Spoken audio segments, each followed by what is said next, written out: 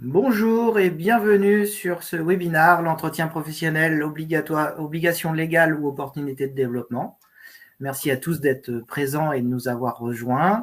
L'idée aujourd'hui, c'est de pouvoir réfléchir ensemble sur la nécessité de l'entretien professionnel et comment, surtout, on va pouvoir exploiter en fait cet outil-là, puisque c'est un véritable outil de management. Et du coup, comment on va s'y prendre et comment on va travailler là-dessus. Alors, pourquoi l'entretien professionnel? Pourquoi qu'est-ce qui compte? Comment ça se fait qu'on met ce truc-là en place? En fait, dans le monde du travail, il y a de l'évolution et surtout, on a des attentes renforcées vis-à-vis des salariés. Donc, l'idée, c'est de faire émerger des nouvelles compétences, d'aller vers des enjeux de formation et de développement des compétences des salariés, notamment vis-à-vis du bilan de compétences, de la VAE, des enjeux de formation et des financements qui sont autour. Donc là, c'est un peu ce que dit la loi autour de l'entretien professionnel. Et également des obligations légales autour de ces enjeux d'entretien professionnel. Donc, ces obligations légales, je viens de les citer, mais c'est surtout un levier RH très, très important.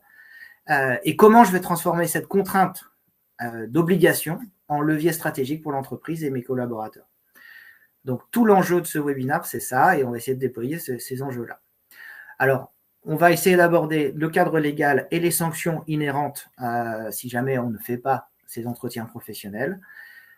La différence entre l'entretien professionnel et l'entretien annuel. Souvent, il y a confusion entre les deux. Donc, de quoi parle-t-on et de quelle différence parle-t-on? Quelles sont les bonnes pratiques et les outils pour aller vers ces entretiens professionnels? Et puis, finalement, quelle est la stratégie de montée en compétences pour pouvoir l'exploiter comme vraiment un outil, un levier d'opportunité pour l'entreprise? Alors, avant d'aborder tout ça, de manière très rapide, je représente Ludispirit. Ludispirit fait partie d'un groupement que vous avez sous les yeux et c'est un groupement autour de l'accompagnement humain et des enjeux RH, notamment sur les questions du bilan de compétences, de la VE, de la formation. Ça tombe plutôt pas mal puisque ce sont les enjeux des entretiens professionnels. Aujourd'hui, j'ai la chance et je suis ravi d'accueillir Aurélie qui travaille avec nous et qui va nous expliquer en fait tous les enjeux autour des entretiens professionnels. Aurélie est experte en images professionnelles, mais elle va se présenter mieux que moi et surtout, elle réalise depuis très longtemps des entretiens professionnels. Et de quoi elle parle? Aurélie? Bonjour à tous, merci Patrick. Donc effectivement, je suis consultante en ressources humaines et avant ça, j'ai été responsable RH et diverses fonctions au sein de la fonction RH, toujours côté ce que j'appelle le développement humain, donc le recrutement, la formation, la gestion de carrière. Et forcément, par ce parcours-là, les entretiens pro, je connais plutôt bien. Et surtout, quand la loi est tombée, j'étais effectivement dans un service RH et il a fallu, entre guillemets, mettre en place ces entretiens professionnels et tout ce qui va avec. Et puis voilà, depuis 2 ans et demi, je suis donc consultante RH où je réalise effectivement des entretiens professionnels auprès de clients divers et variés dans différents secteurs, mais pas que, encore une fois, d'autres éléments. Et une casquette effectivement spécifique de valorisation image professionnelle depuis 2021, où là, je vais accompagner individuellement ou collectivement les personnes, différentes personnes, à se retrouver et surtout à être en phase avec l'image qu'ils souhaitent renvoyer et surtout l'image, je dirais, professionnelle, stature, etc. Voilà, et aujourd'hui, on va parler entretien pro. Merci à toi. On a également Marie qui est avec nous. Marie, est-ce que tu veux te présenter quelques secondes? Bonjour à tous, merci Patrick, merci Aurélie. Donc moi, c'est Marie Briand. Je suis consultante en bilan de compétences et en orientation scolaire dans le réseau Ludispirit Vaste-RH. Je suis basée en Ille-et-Vilaine à Rennes et pour cet après-midi, je serai votre régisseuse. N'hésitez pas à poser vos questions via le chat. On y répondra au cours de la présentation si la question a un caractère d'urgence ou bien en fin de présentation. Merci pour cet éclairage.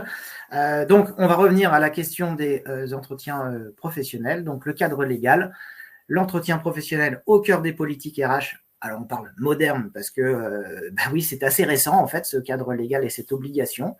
Donc, un petit peu d'histoire. 2003, première apparition des enjeux autour des entretiens professionnels. Donc, il n'y a pas de valeur légale ni de reconnaissance autour de ces choses-là. Mais par contre, ça a permis de structurer, de mettre en place un cadre stratégique autour de cette question-là. 2014, c'est intégré au Code du travail avec la création du bilan à 6 ans. Vous allez voir que c'est important, en fait, cette question du bilan à 6 ans. Et en 2018, avec la loi Avenir professionnel, eh bien, ça a été réaffirmé, et non seulement réaffirmé, mais surtout aussi avec les sanctions inhérentes au sujet des entretiens professionnels. Alors, pour bien comprendre la question des 6 ans, en fait, il y a une obligation d'entretien professionnel tous les 2 ans. Et à l'issue des 6 ans du salarié dans l'entreprise, on doit être en mesure de réaliser un état des lieux sur les 6 ans passés, sur les évolutions professionnelles de la personne. Est-ce que tu veux compléter, Aurélie ? Juste rapidement, s'inscrire aussi dans le fait que cette loi et cet entretien professionnel est devenu à caractère obligatoire très récemment. Ça va aussi avec l'évolution de la formation et de ce qu'on attend de la formation professionnelle et de se dire aujourd'hui on parle plus de développement de compétences et d'employabilité que purement de la formation au sens strict du terme. Ouais. Voilà. On est vraiment dans du développement compétences et ça a toute son importance dans les entretiens pro. Et c'est là où il y a parfois confusion. Hein. Certains confondent l'entretien annuel avec l'entretien professionnel et ce n'est pas la même chose en fait pour le coup. Ça a des enjeux complètement différents et ce n'est pas du tout ce qu'on va chercher en fait sur l'entretien professionnel. Alors les obligations à l'embauche, on doit informer le salarié de l'existence de cet entretien. C'est une obligation. On doit lui présenter les intérêts que ça représente pour lui. Et bien sûr, s'y préparer à la fois pour l'employeur, mais aussi pour lui, c'est-à-dire il doit être en mesure de se préparer à cet entretien. Tous les 2 ans, on doit organiser l'entretien professionnel avec des échanges sur le parcours et sur les évolutions. À noter également que dans certaines circonstances, l'entretien professionnel redevient obligatoire. Exemple, pour un retour de congé longue durée. Exemple, après un congé maternité à la demande de la salariée. Enfin voilà, il y a quelques circonstances qui font que ça peut retourner vers le caractère obligatoire. Ce n'est pas drôle, Marie, ça arrive de se tromper. Donc d'aller vers le caractère obligatoire, en fait, autre que tous les 2 ans. Tous les 6 ans, donc, un bilan complet, j'en parlais tout à l'heure, avec les formations qui ont été suivies, les évolutions à la fois en termes salarial, mais aussi au sein de l'entreprise dans son poste, les souhaits aussi de la personne, est-ce qu'ils ont été réalisés, qu'est-ce qui s'est passé, pour quelles raisons ça n'a pas avancé, et quels sont ses souhaits pour le futur. Et puis enfin, les actions mises en place, qu'est-ce qu'on a mis en place et comment ça a été traité.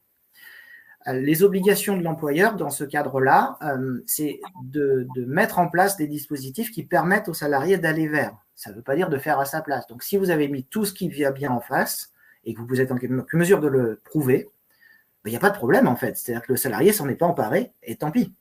Il n'y a pas de problème là-dessus. Par contre, si vous n'avez pas fait le nécessaire à l'issue des entretiens professionnels et que vous n'êtes pas en mesure d'expliquer les raisons pour lesquelles ça n'a pas eu lieu, là, ça peut être problématique à terme.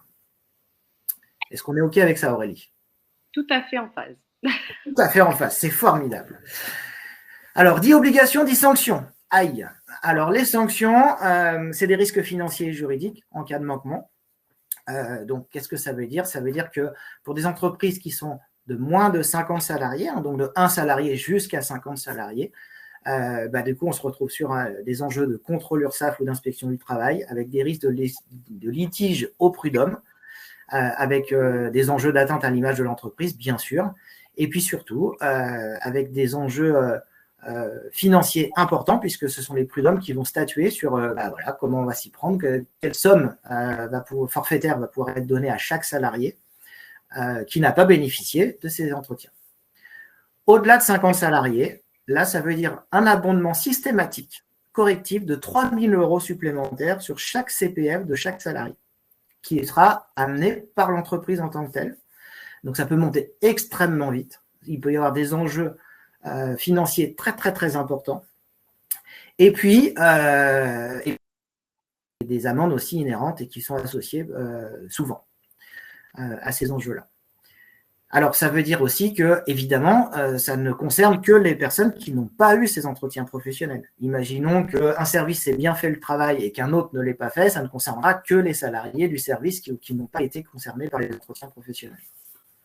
Donc, attention à ces enjeux-là. Par contre, si personne n'a réalisé l'entretien professionnel et que l'on a 100 salariés, les 100 sont concernés par un abondement de 3 000 € et c'est systématique, même si les autres salariés n'ont rien demandé. Ce sera systématique. Donc, ça fait des sommes assez importantes. Donc, les avantages, malgré tout, j'ai pas eu le temps de... C'est pas grave. Donc, c'est d'éviter la sanction, évidemment, de gagner en performance RH, et puis surtout de valoriser ses collaborateurs. Là, il y a un enjeu extrêmement important aussi en termes de valorisation, de prêter attention aussi à leur doléance, à ce qu'ils veulent faire, à comment ils veulent le faire, toujours en adéquation avec le projet de la structure dans laquelle on travaille, hein, bien sûr. Il est évident que si c'est un besoin de formation qui n'a absolument rien à voir avec l'entreprise, ça appartient aux salariés. Si c'est en lien avec l'entreprise, attention, ça veut dire d'autres. Je vais en profiter pour faire une petite aparté là-dessus. Le CPF et les enjeux de CPF, ça appartient bien à la personne. Donc, c'est-à-dire que c'est la personne qui les exploite ou pas à son bon vouloir. En aucun cas, l'employeur doit exiger de son salarié d'utiliser le CPF pour des formations. C'est important, parce que ça, c'est pas comme ça, en tout cas, que la loi à venir a été posée en 2018, et c'est surtout pas l'enjeu, en tout cas, de la caisse de consignation et de dépôt. Ça veut dire que si on arrive sur des formations qui n'ont absolument rien à voir avec son futur métier ou avec son métier en cours, auquel cas, on est bien sur les enjeux du CPF, puisque c'est le salarié qui a choisi de financer cette formation-là. Par contre, imaginons que l'entreprise ait décidé de changer de logiciel d'exploitation et qu'il y a une formation inhérente. Là, c'est l'entreprise qui doit payer la formation. On ne doit pas actionner le CPF de la personne. C'est totalement interdit. Est-ce que tu veux compléter, Aurélie ? Oui, au-delà de ça, on a aussi cet aspect de se dire quelle formation se retrouve dans la liste EDOF. Toutes les formations ne peuvent pas effectivement être CPF-ables, entre guillemets. Et effectivement, tu as 300% raison d'insister sur le fait que c'est bien à la main du salarié, du collaborateur, et dans le but de se développer des compétences autres ou éventuellement quand il pense reconversion professionnelle. Ça peut être ça aussi. Ça peut être ça. Après, le salarié a toute latitude pour dire tiens, je vais m'offrir une formation qui va être en lien avec mon travail dans l'espoir d'évoluer au sein de mon entreprise. Et du coup, il aura à la fois la formation en soutien et en plus l'entretien professionnel pour faire valoir cette formation-là et dire maintenant, je voudrais accéder à autre chose. Et puis après, on peut avoir, dans certains cas, ce que tu dis me fait penser à ça, l'aspect abondement sur le CPF de la part de l'entreprise. De dire conjointement, on se met d'accord lors de l'entretien pro, il y a un souhait d'évolution, j'en sais rien, souhait d'évolution sur une formation qui nécessite une certification, donc le CPF peut être mobilisable. Ok, je le mobilise, mais une partie est prise en charge des coûts pédagogiques par l'employeur. Et ça, effectivement, je dirais que d'un commun accord, c'est entre guillemets, pour la fidélisation de ses collaborateurs, c'est plutôt très chouette. Ouais, c'est chouette. Et puis, c'est un outil de management. Il ne faut pas l'oublier. C'est vraiment un enjeu aussi là-dessus. Alors, quand on dit ne pas confondre entretien pro et entretien annuel, qu'est-ce que ça veut dire? Est-ce que tu veux nous éclairer là-dessus? Oui. Alors, si on parle de l'entretien professionnel en premier lieu, donc effectivement, là, comme on le voit, donc obligatoire tous les 2 ans. Côté entretien annuel, il n'y a pas de caractère dit obligatoire dans le sens légal du terme. Il n'y a pas d'obligation. On les connaît souvent plus parce qu'on les utilise depuis très longtemps en se disant on regarde les objectifs, on regarde les primes, on regarde tout ça, et j'y reviendrai après. Mais le seul et unique qui est obligatoire, c'est bien l'entretien professionnel tous les 2 ans. Tous les 2 ans, c'est ce que dit la loi. Après, tout dépend vos conventions collectives ou les accords entreprises qui pourraient dire c'est tous les ans. Un échange formel, évolution, souhait de formation, projet, compétences, comme l'a dit Patrick tout à l'heure, on est vraiment sur souvent, je parle des entretiens professionnels en disant on coche pas des cases. C'est un vrai moment de partage, un vrai moment d'essayer effectivement de connaître encore plus son collaborateur. C'est un vrai moment dédié où on peut échanger sur effectivement ce qui se passe au sein de l'entreprise, ses envies d'évolution au sein de l'entreprise, les projets qu'il peut avoir aussi perso, qu'il aura envie de partager avec son employeur et qui pourraient être intéressants de connaître.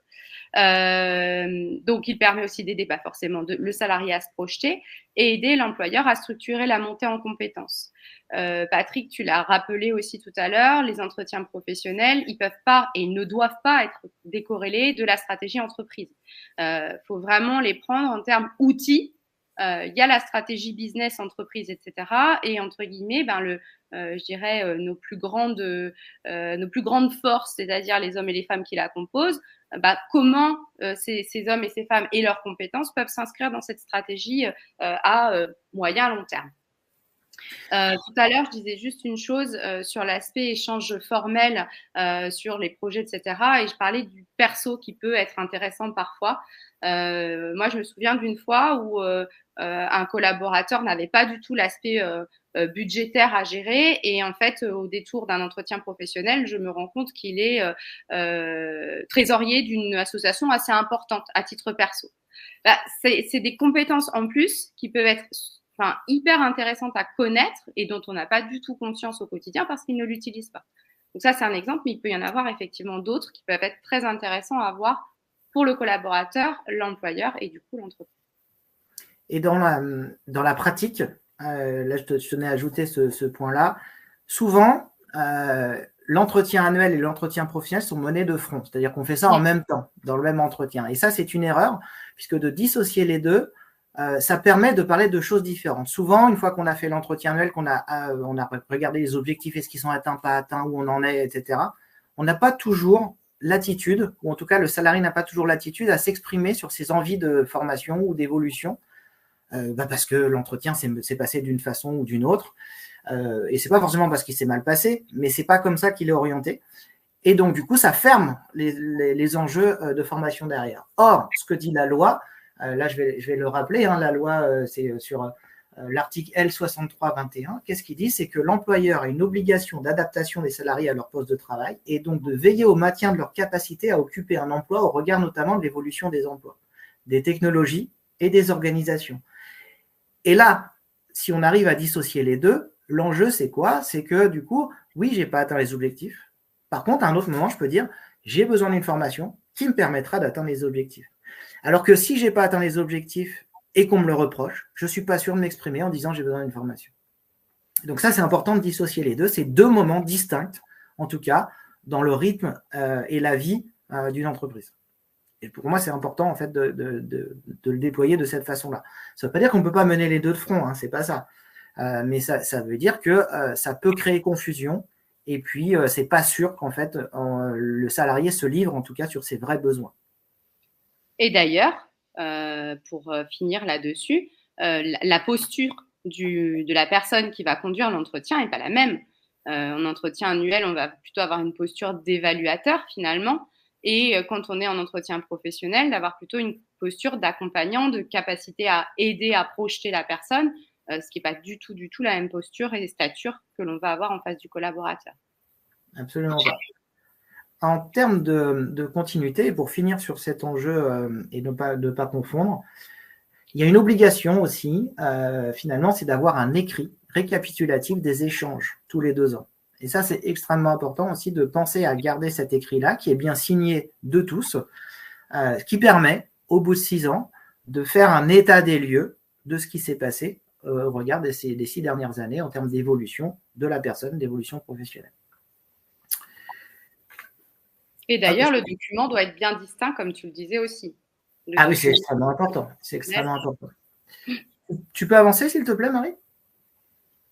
Alors juste, on avait une question qui n'est pas une question, qui était plutôt l'entretien annuel, les conventions collectives l'exigent.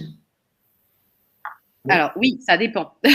En effet, on est d'accord, en fonction des conventions collectives. Alors que l'entretien professionnel, la loi l'exige tous les 2 ans. Tout à fait. Oui, oui.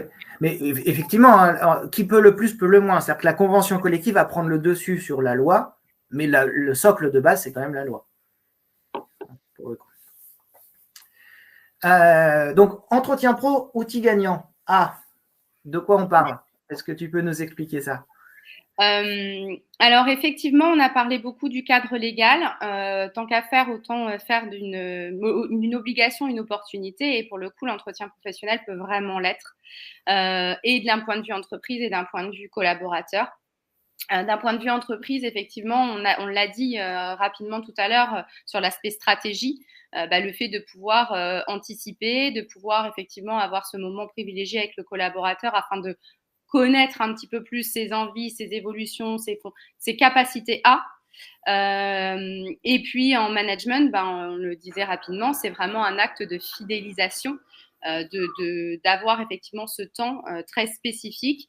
Et qui dit fidélisation dit aussi, y a certains collaborateurs qui n'ont pas cette capacité ou cette envie, ou voilà, ils sont un petit peu pas très à l'aise de pouvoir effectivement échanger, partager avec son manager, son RH. L'entretien professionnel va vraiment être un moment dédié à se poser et se poser et se projeter ensemble. Donc, effectivement, en termes de dialogue social, ça aide. Alors, d'ailleurs, pour compléter, il n'est pas obligatoire que ce soit quelqu'un de l'entreprise qui réalise cet entretien professionnel. Ça peut être quelqu'un extérieur. Et ça permet, alors je ne dis pas que c'est une obligation, mais en tout cas, ça permet de lever la tête et de pouvoir se livrer auprès de quelqu'un qui ne connaît pas du tout les enjeux de l'entreprise. Et donc, d'ouvrir finalement le dialogue social, puisqu'après, le boulot de cette personne-là, c'est de restituer à l'employeur les échanges et les comptes rendus. Et de dire, voilà, il y a tant de personnes qui ont tel besoin, tels enjeux. Sur l'ensemble des salariés, il y a 30 personnes qui ont ce besoin de formation. Ça veut dire qu'il y a peut-être un enjeu important là-dessus. Comment on s'y prend? Qu'est-ce qu'on fait? Comment on avance là-dessus? Et il n'est pas certain qu'avec son N+1, on ait envie ou on s'exprime de la même façon. Mais c'est faisable. Ça tout dépend des enjeux de management pour le coup. Pardon, je t'ai coupé. Non, je t'en prie. Tu peux juste revenir en arrière, Marie, s'il te plaît, qu'on revienne sur cet aspect collaborateur, effectivement. Quelle est l'importance, entre guillemets, en quoi pour lui ça peut être un outil gagnant? Pour son développement de compétences, on en a parlé effectivement juste avant sur l'aspect besoin en formation. Voilà, j'ai peut-être eu un échec sur un objectif en particulier, peut-être parce qu'il me manquait une formation. Et puis comment je me projette, encore une fois, sur du moyen long terme. Et donc, si je me projette ainsi, de quoi j'ai besoin pour y accéder? Vivre le travail, alors dans le sens effectivement de se dire, de pas se réveiller un jour en se disant si j'avais su, j'aurais peut-être fait ça. Ou si je m'étais réveillée plus tôt, si j'avais pris le temps peut-être que j'aurais souhaité évoluer vers un autre service ou dans une autre entreprise ou autre. Et éviter des frustrations et peut-être un mal-être ou un non-sens au travail ou un manque de sens au travail.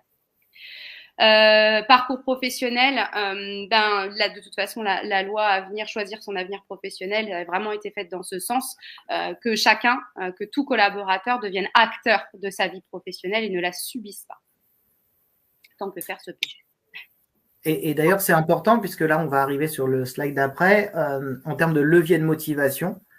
Et dans les enjeux de l'entretien professionnel, ils sont au nombre de 4. Les objectifs, c'est la connaissance des dispositifs du bilan de compétences, connaissance des dispositifs de la VAE, des dispositifs de formation et des enjeux de financement de ces formations-là.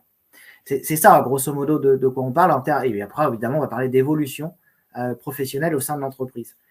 Et je tenais à insister sur 2 choses, c'est que ces dispositifs-là, notamment le bilan de compétences et la VAE, ne veulent pas dire que la personne va partir de l'entreprise. C'est un point d'étape dans une carrière pour dire voilà où j'en suis, voilà comment j'avance et voilà comment je me projette au sein de cette entreprise ou ailleurs, effectivement. Mais très souvent, c'est vraiment un outil, quand c'est exploité de cette façon-là, c'est un outil de point d'étape dans une carrière pour dire voilà où j'en suis et voilà ce que je veux faire. Ça ne veut pas dire absolument pas que les gens vont partir. Et il y a des entreprises avec lesquelles on travaille aujourd'hui qui sont vraiment dans cette dynamique-là. Et figurez-vous que depuis qu'ils sont dans une logique de bilan de compétences systématique, dès qu'il y a des questions ou des questionnements en tout cas en termes d'évolution dans l'entreprise pour les salariés, il y a un turnover qui a diminué de manière considérable dans ces entreprises-là. C'est-à-dire qu'elles restent, ça ne veut pas dire qu'elles restent au même poste, mais elles restent au sein de l'entreprise. Et ça, c'est extrêmement important en termes d'évolution au sein de l'entreprise. Pardon, je ne voulais pas couper la dynamique, pardon Aurélie. Donc, on parlait de levier de motivation, on est en plein dedans hein, pour le coup. Donc, voilà. Et tu peux ajuster peut-être ce que je viens de dire? Écoute, non, là, entre avant, non, c'est bon, on peut passer à la suite. Entre avant et ce que tu as dit, on est OK. OK, ça marche. Donc, on parle d'outils RH, c'est-à-dire? Alors, identifier les potentiels en interne et anticiper les besoins en compétences complémentaires. Typiquement, je reprends l'exemple de tout à l'heure de se dire, voilà, il y a un nouveau logiciel ou un nouveau projet dimensionnant qui va arriver dans les 2 ans et il faut qu'on y réfléchisse maintenant, à savoir qui sur ce projet, avec quelles compétences, etc.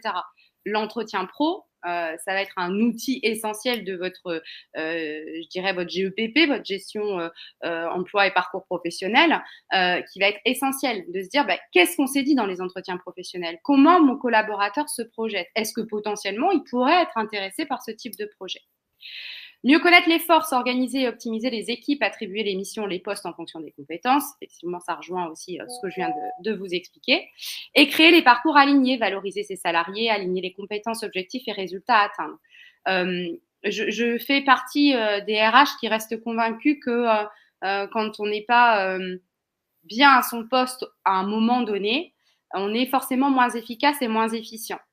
À un moment donné, de se poser et de pouvoir avoir cette capacité, cette chance d'échanger, de partager avec son manager, son RH ou une personne tierce qui sur qui je suis, de quoi j'ai envie, comment je me projette, ou qu'est-ce qui fait non-sens aujourd'hui, ou qu'est-ce qui est dans un coin de ma tête et qui a peut-être à creuser, ça permet effectivement d'avoir, entre guillemets, toujours une stratégie RH et de maintenir ses collaborateurs extrêmement motivés, ayant l'envie de continuer à se développer au sein de l'entreprise et de pouvoir donner le meilleur d'eux-mêmes, entre guillemets, pour ce nouveau projet. Ou pas, mais si c'est ou pas, de toute façon, est-ce que vraiment, entre guillemets, et là je vais être assez cash, on a envie d'investir sur cette personne, que ce soit elle ou vous? La réponse, moi, elle est toute trouvée. Voilà. Donc, on parle de temps clé, d'un enjeu stratégique depuis un moment, c'est-à-dire, pour le coup? Donc on est donc voilà, ça je pense que vous l'aviez compris au fur et à mesure du webinaire. On est au-delà de l'aspect légal et vraiment encore une fois, c'est ce que je disais tout à l'heure, oublions cet aspect légal, on doit le faire, on se doit de le faire. Il faut vraiment pouvoir essayer de le tourner à notre avantage et que ça soit vraiment un moment intéressant pour le collaborateur et l'employeur. Parce que effectivement, comme on l'a dit, on renforce la motivation du salarié quand on arrive à créer ce temps d'échange et ce temps de confiance, de relation de confiance. Donc effectivement, une pérennité dans l'engagement des salariés par la fidélisation des salariés.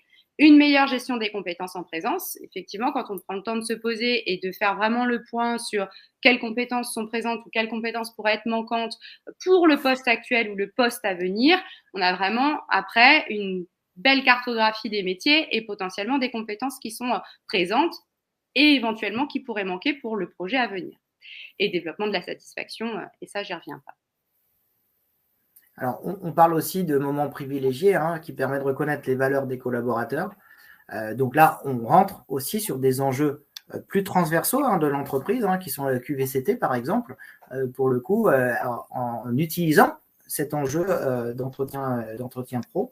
Et puis dans une société où on avance très très vite, où les enjeux changent très fort, où il y a plein de choses qui bougent de manière très très rapide, et bien finalement, valoriser ses collaborateurs, c'est peut-être ce qu'on a le mieux à faire au sein de l'entreprise pour faciliter à la fois leur bien-être, mais aussi la notion de plaisir. Et quand on est dans le plaisir, on est plus productif. Donc tout le monde y gagne pour le coup. Alors, en synthèse, est-ce que tu veux nous résumer tout ça, Aurélie? Si tu le souhaites, pas de souci. En synthèse, effectivement, de se dire un entretien professionnel au-delà du temps d'échange, ok, et un certain nombre de choses à à voir de manière obligatoire sur comment je me projette sur les formations, etc. C'est où est-ce que j'en suis là, aujourd'hui, comment je me sens, comment je me sens dans l'entreprise, dans le service, mes collègues, les valeurs de l'entreprise. Voilà, où est-ce que j'en suis dans mon parcours et après, quelles compétences j'ai envie de développer. Est-ce que pour mon poste actuel ou comment je me projette sur un poste, par exemple, de responsable ou d'expert technique, comment je fais pour y arriver. Donc, mes projets, mes envies futures. Et puis, quelles actions l'entreprise peut-elle mettre en place pour m'aider à progresser? Bien évidemment, et c'est ce qu'on disait tout au début, on n'est pas en train de se dire que l'entreprise va venir former une personne à des compétences dont l'entreprise n'aurait pas besoin du tout. On est vraiment lié. Les entretiens pro restent en fait un outil stratégique de l'entreprise qui sert à la stratégie de l'entreprise. On a une question de Corinne qui nous demande si on va aborder la nouvelle réforme de l'entretien pro qui devrait être appliquée sur octobre 2026. Alors, j'allais y venir là à l'instant, là, ça tombe plutôt bien, avec des enjeux. Alors, cette réforme-là, elle n'est pas encore appliquée. Pour l'instant, c'est un projet de loi qui a été accepté. C'est juste le projet de loi qui a été accepté. Et il y a plusieurs espaces, enfin en tout cas, dans cette nouvelle réglementation qui va arriver. La première, qui est importante pour tout le monde, c'est qu'au lieu de 6 ans, ce sera probablement 8 ans pour la synthèse. Puisque là, depuis tout à l'heure, on parle de 6 ans, et là, on risque d'arriver sur ces enjeux-là. La deuxième est néanmoins importante aussi, c'est la prise en compte des seniors au sein de l'entreprise, puisqu'un entretien professionnel, quoi qu'il advienne, sera obligatoire dans les 2 ans qui précèdent les 60 ans d'un salarié. Donc, il y a aussi un enjeu autour de cette question-là, et notamment sur la question du bien-être, de transmission des savoirs aussi, des compétences des seniors au sein de l'entreprise. Donc là, il y a vraiment un enjeu très, très important au sein des entreprises. Alors, en substance, voilà ce que raconte ce projet de loi. Et ça ne reste qu'un projet, donc je n'affirme pas des choses encore, et on verra comment il sera appliqué d'ici octobre pour l'instant. Et voilà, le projet de loi a été adopté. Maintenant, quelle sera son application, ce sera peut-être l'objet d'un prochain webinaire pour accentuer là-dessus, probablement. On a une question de Nathalie qui nous demande comment faire quand on emploie des retraités pour leur faire leur entretien. C'est-à-dire, est-ce qu'ils sont salariés de l'entreprise ou pas? Ça dépend, en fait. C'est que s'ils sont salariés de l'entreprise, auquel cas, ils sont soumis aux mêmes réglementations qu'un salarié lambda. Par contre, s'ils sont freelance, c'est-à-dire qu'ils apportent leur expertise de manière différée, là, il n'y a pas d'obligation légale en la matière. Ok. Parfait. Oui, ils étaient salariés. Donc, effectivement, ce sont les conditions légales qui s'appliquent. On n'a pas d'autres questions pour le moment. Très bien. Écoutez, en tout cas, notre enjeu, c'était en une petite demi-heure d'avoir vraiment tous les aspects transversaux et légaux de l'entretien professionnel. On voit bien qu'il y a des questions qui naissent, donc probablement qu'on reviendra sur ces sujets-là. Et probablement aussi, on va attendre au regard de cette réforme qui risque d'être appliquée prochainement. Donc, pour vous aider, évidemment, pourquoi on parle de tout ça? Parce que nous sommes un groupement spécialisé dans l'accompagnement humain et notamment la formation. Et depuis tout à l'heure, on vous parle de validation d'acquis d'expérience, on vous parle de bilan de compétences, on vous parle d'accompagnement mobilité professionnelle, on vous parle d'orientation, de transition retraite. Donc, qui mieux que notre groupement pouvait parler de ce sujet-là? Et c'est pour ça que ça nous tient à cœur et c'est pour ça que c'est extrêmement important de visualiser aussi ces enjeux-là. Et évidemment, on peut vous y aider, donc n'hésitez pas à nous contacter.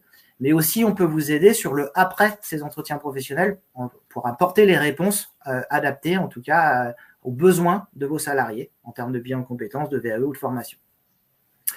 Merci à tous. Merci vraiment de votre attention. Merci Marie pour des aspects techniques. Et puis, merci Aurélie pour ton éclairage sur ce sujet-là et ton expérience RH sur ces sujets-là. Merci à tous. Au revoir. Bon après-midi. Au revoir.